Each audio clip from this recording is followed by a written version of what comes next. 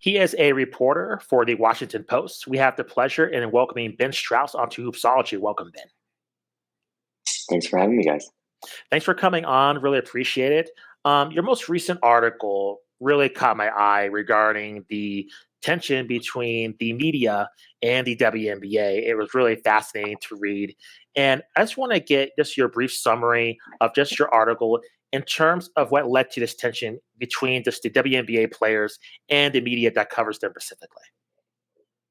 An overview. Okay, so I think what was interesting to me is I think there's a pretty well established narrative that a lot of women's sports leagues, particularly the WNBA, are often looking for more coverage and talking about how they want more coverage. And there are people in the WNBA, who over the years who have cited this famous stat.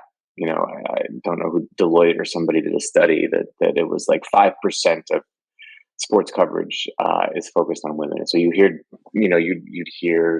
players, you'd hear the commissioner of the league, throw this out there and sort of say we want more coverage. Where are reporters? Where are outlets?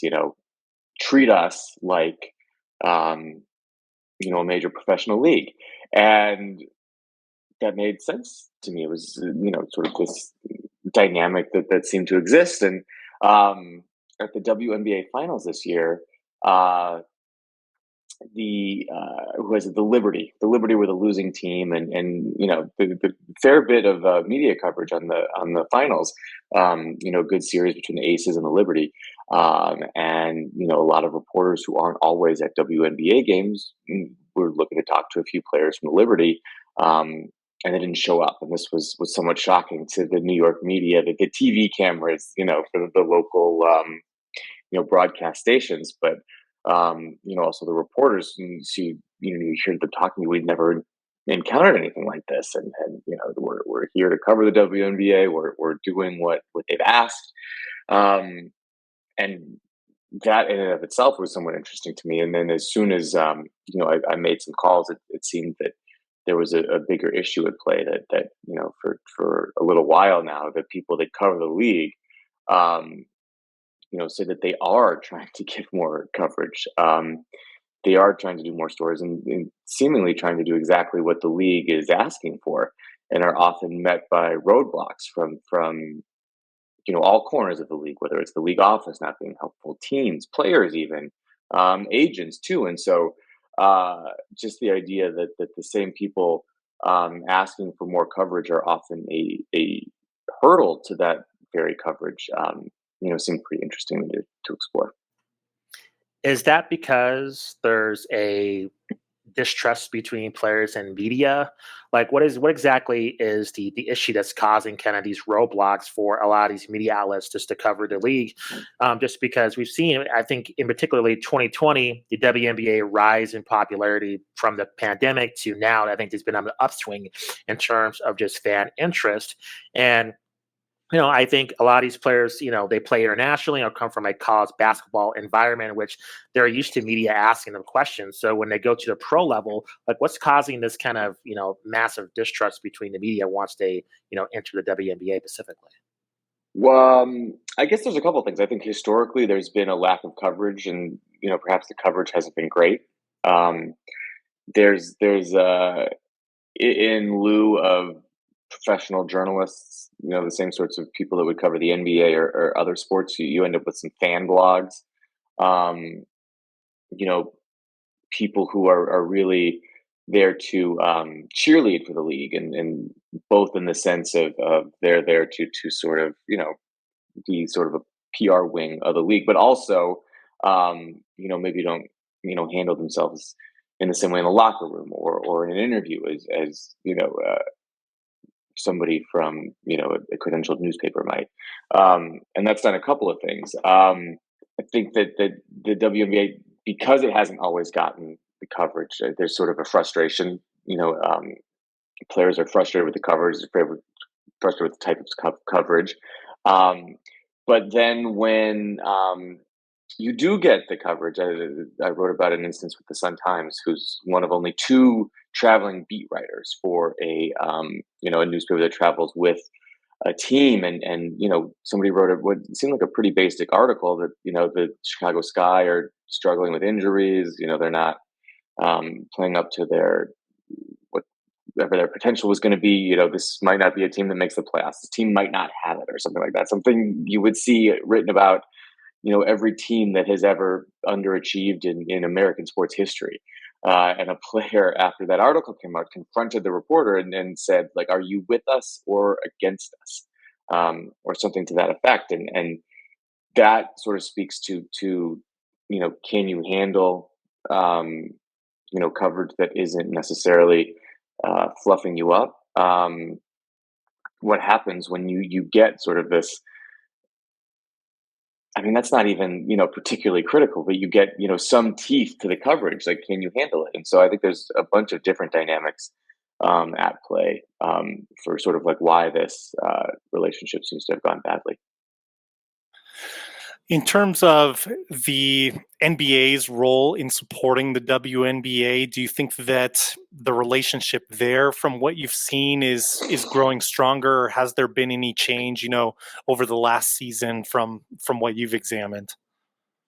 I guess maybe I'm not totally sure. I did speak to one reporter who made the point that you know if you look at the PR staff at the WNBA, you sort of see a trickle down effect. Um, to the teams, what the sort of the professionalism of the PR staff, what they tell the players to do, what the level of expectation is. Um, on another level, I mean, the NBA has spent a lot of money on the WNBA. It's not like they haven't, provided, significant financial support. I think that the Golden State Warriors owner just put up, you know, tens of millions of dollars to bring that expansion franchise to the Bay Area. Um, what that should look like, I'm not sure. It's also worth noting that I think there's like two PR staffers at the WNBA, and there's probably like 50 PR staffers at the NBA, and so the sheer ability to navigate this stuff is harder for the league. The infrastructure isn't there, and when you think about the teams, you've got these are like entry level jobs. The salaries that you're paying to whoever the comms director or PR person is, is like a college graduate, is not some seasoned person who's worked for three teams and has been around the block like you often see it with WNBA teams. Um, and so there's all sorts of dynamics there that sort of explain this. And you can also sort of say there's growing pains. There's growing pains on the league side, is sort of like, how do we get the funding to make the PR apparatus better? But then there's also uh, outlets who are saying, what is the business incentive for us to cover it? Sort of, they're both kind of sort of moving forward, I think, but you're at this stage where it's a little bit awkward, and neither side is really fully formed, or has reached the maturity that the NBA media ecosystem has reached on either end, where everybody sort of knows how this works. I just want to ask you, Caitlin Clark has, really gaining popularity, breaking a lot of records in terms of just, on the court and off the court as well. Paige Buckers is very popular. Angel Reese is gaining a lot of traction. They are soon, I think we make an assumption, will be drafted into the WNBA rather quickly, and with have huge fan bases based on social media. If the WNBA cannot figure this out, do you think there's going to be some long-term consequences in terms of harming a lot of the future stars that already have huge fan bases that could potentially, elevate the WNBA moving forward?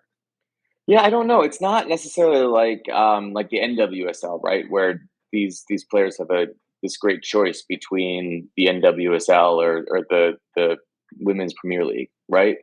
Um, you could go to Europe, but you might get paid, but it's not like the notoriety isn't quite the same. Sort of the star power isn't the same, and so I don't think that sort of acute competition exercise comes in the way that with soccer it does. I think in basketball this league is growing, and probably will remain the preeminent place to play women's basketball, and just by virtue of being connected to the NBA in the United States, where basketball is the best basketball is played. Um, there's sort of this built-in advantage where it's a little tough to see, you losing that, no matter how, much the media relationship between players and the press is good or bad. And kind of piggybacking off of that with Caitlin Clark, I mean, she's unique in a lot of ways. She's drawn comparisons to Steph Curry with her outside shooting ability, and is just a really unique watch. Do you think that she is one of these players who could, be like a Larry Bird, Magic Johnson, type of player to usher in like a golden age for the WNBA? Do you think there's really that type of potential with her coming into the league? Sure, Caitlin Clark and Angel Reese too seems to really enjoy the spotlight and kind of work the media. Yeah, I think women's basketball in general is sort of one of those sports that really looks primed for growth. I think that the women's college basketball championship game, or maybe it was the Final Four game, one of those two, I think drew 10 million viewers last year, which is serious numbers and viewership, and you're going to get the same stars in the NCAA tournament again this year with, and then you're going to get another one. I think Paige Buchertz is going to be back, and with NIL money, actually, they may be better off staying in college as long as they can versus whatever the rookie pay scale is at the WNBA. So you might actually see them stay in college longer than they might have previously and become even bigger household names before they go to the NBA. So I think that's a system that would be virtuous for the WNBA too. Yeah, oddly enough, I was going to say that seems like an advantage over the men's game right now in terms of like you're getting this free narrative kind of built for your star before they enter the draft. Yeah, you mentioned Larry Bird and Magic Johnson, guys who Exactly. played 4 years in college and played against each other in the NCAA tournament, in the championship game, and sort of built that rivalry and built that star power even before they got to the NBA. At a time when the NBA was looking to grow, and so sure, you could definitely see some parallels to that. I'll let you go with this. You know, it's very interesting to see kind of this tension between the WNBA and its players, because I kind of see something similar with the UFC, especially with Dana White, in terms of him despising the media and not trusting him in a lot of its fighters too. So I think it's a lot of different parallels regarding that. And I'm just wondering, within the MMA space, we've seen a lot of journalists actually leave and not cover mixed martial arts anymore, just because of just the lack of media access. Do you think that's something that could happen within the WNBA if this is not solved? With just media members just wanting to cover a different beat if this is not handled correctly? Yeah, I do think that it's a tough beat, and if you talk to people in sports media, people have said, "Well, I've done everything I can to get off the WNBA beat." I will also say that I don't think anything is quite like Dana White, Sure. in terms Agreed. Agreed. in terms of the antipathy toward the media. But I will say that in general, there is, nationwide at every level, not just in sports, but there's sort of a general, something that people rally around is a general hatred of the media. And that's not unique to women's basketball. It's not unique to sports. And so I don't think that we are, winning any popularity contests these days. And that I don't think is going to change anytime soon either. But no, whatever is happening in the WNBA, I do not think that is the same conversation as whatever Dana White is doing. Gotcha. Ben, thank you very much for joining us. Really appreciate it. Please let our audience know where you can find you on social media, and then any other projects that you're working on as well. You can read me at the Washington Post, washingtonpost.com/sports, and covering wherever the interesting media and business stories of the day go. So, basketball and baseball, and we're following the money. Gotcha. Much Football, appreciated. obviously. We're Right. following it all. Lots of lots of money in football for sure. Ben, thank you very much for joining us. Much appreciated. Thanks, guys.